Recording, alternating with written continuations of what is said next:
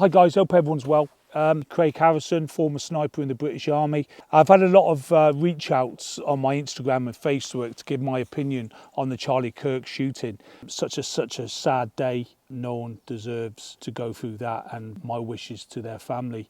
I'm sorry about the state of me, all this cam cream on and the way I'm dressed. I'm in a beautiful wood, 160 acres in Hereford. Was it a professional shot? No, it wasn't. I could sit down with somebody and shoot 140 metres and you'd be hitting bullseye all the time. The reason why Charlie Kirk got shot in the neck is because of the angle he was shooting, but he was using a Mauser. A Mauser is a heavy bolt action rifle, probably used in the Second World War, still used in America now for hunting. So it's got a wallop to it. So calculation wise, guys, the way a bullet travels, there's 3 flights to a bullet: supersonic, transonic, and then it goes subsonic. The shot got fired from 140 meters, so that'd be still going supersonic at that stage. The bullet stays quite flat if you're shooting on a flat level for 300 yards before it starts rising up, because your bullet rises up in an arch, and it's called the highest point of that bullet. It's called the culmination point. And it's always 3/4 of the distance you're shooting. So if you're shooting at 1,000 yards, the highest point of that bullet will roughly between 750 and 700 before it starts dipping down. No doubt the guy was trying to shoot for centre of mass, which is the upper body. People that do shoot out there know that you're shooting downwards, the bullet always raises higher. Obviously that bullet raised up and hit me in the neck. If you were shooting uphill, your bullet would go lower. If you're shooting downhill, your bullet goes higher.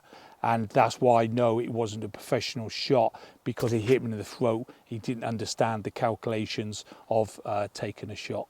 If somebody shoots somebody, the chaos that it causes, the stampede effect, people running and trying to get out of the way, trying to find a safe spot, that gives enough time for that sniper to get away as well, because they're causing so much devastation, so much chaos, so much stampeding that it's hard for people to walk through a stampede of people trying to get to this certain location where they think the shot's going to come from. There was a gentleman that was running around the scene saying that he shot Charlie Kirk, acting as a decoy, which I don't think the guy was. I just think he was just saying he wanted to take the glory for it, and all the attention was put onto this old guy.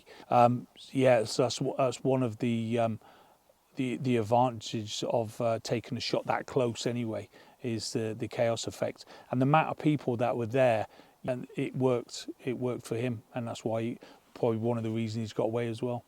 Me, for instance, if I was doing the shot, it sounds wrong for me to say that, but people have asked me.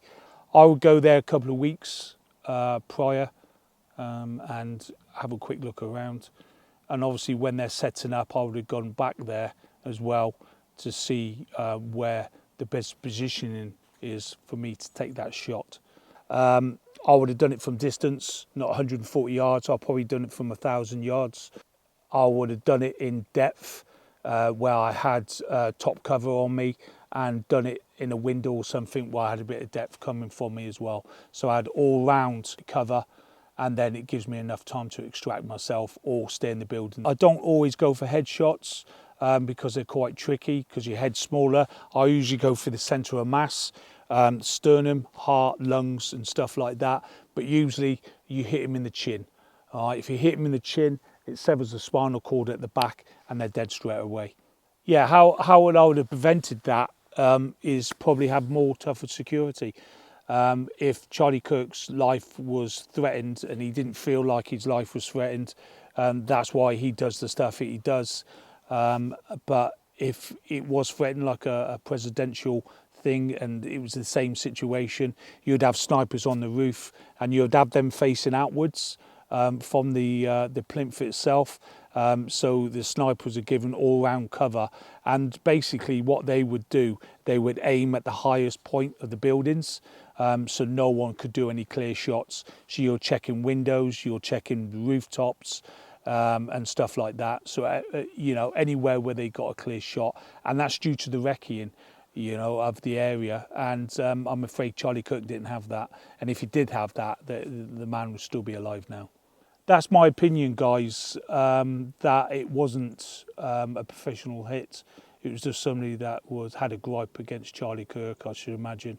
My blessings go out to his family and his children, and it's not a nice way to go, and especially for his family and children to see that as well. I hope everyone's well, and I'll speak to everyone soon.